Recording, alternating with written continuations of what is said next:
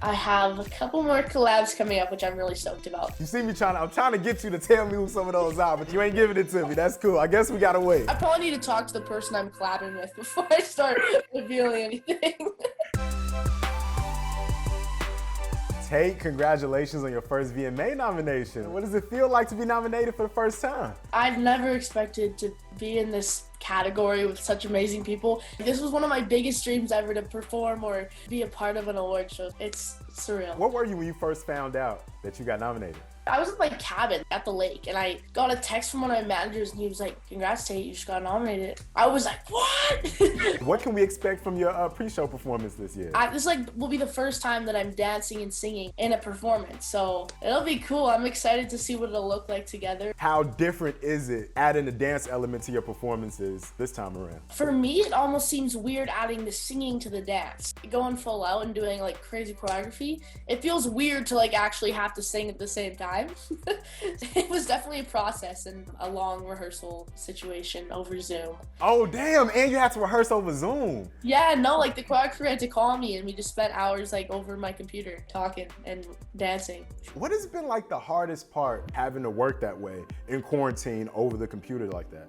I guess just having like no real human connection. You're talking to people, but it's totally different. Even in writing sessions and when you're in rooms with people, it's the vibe in the room, and that's how you catch a good song, and that's how you get inspiration. And when you're sitting by yourself, it's kind of lonely. How'd you get the inspiration for Don't Be Sad though? I know you sat on that song for years. It's interesting you talk about like the intimacy of human contact, but the way that video was shot, it feels very intimate. You know, it's close up. Talk a little bit about the inspiration behind that song. What made you hold it for so long before releasing it to the world? I'd been writing like in a whole bunch of co-writes like on and on and on, and I didn't want to write a love song. I was kind of bored and didn't really have anything sparking my brain. So I went on Pinterest and we were like scoping around, seeing what we wanted to do, and then I started thinking about mental things that go on with even teenagers and young kids that no one really touches on and understands. And I really wanted to write a song that people could feel like they could relate to and, you know, feel like they had someone who knew what they were talking about.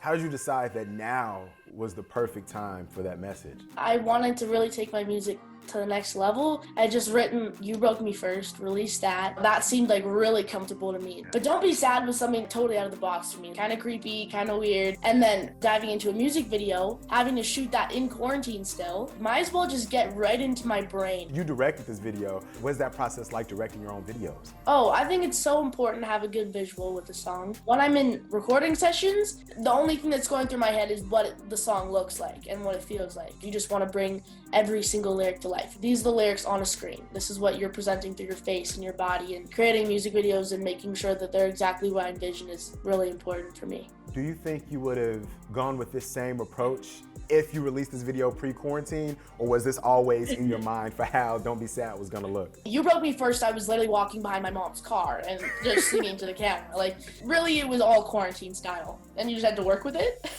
I was so happy with how it turned out because it ended up being way more like real and personable than I thought it would. Yo, you dropped the EP, man, All the Things I Never Said, back in January. And right now, gearing up for your sophomore EP. I don't know if I missed this or if I'm about to break some news, but do you have a release date for that sophomore EP? I do not have a release date yet. I think because we have so many songs that I've written over quarantine, we just like have to narrow them down. I know we're for sure gonna have an EP like hopefully early next year. Well, how much more will we learn about Tate McRae and his new project, since in the last project you already told us all the things you never said? I think that every single time you're like evolving as an artist. My first EP was me just putting out my first batch of songs and seeing how they did. I've been on YouTube releasing songs on there, like original songs, for so long. Actually getting to put them out on iTunes and Spotify was a totally different process. So now, second EP, it's gonna be definitely more of a full connected story, and that's gonna be very cohesive and together, and is something that you can listen to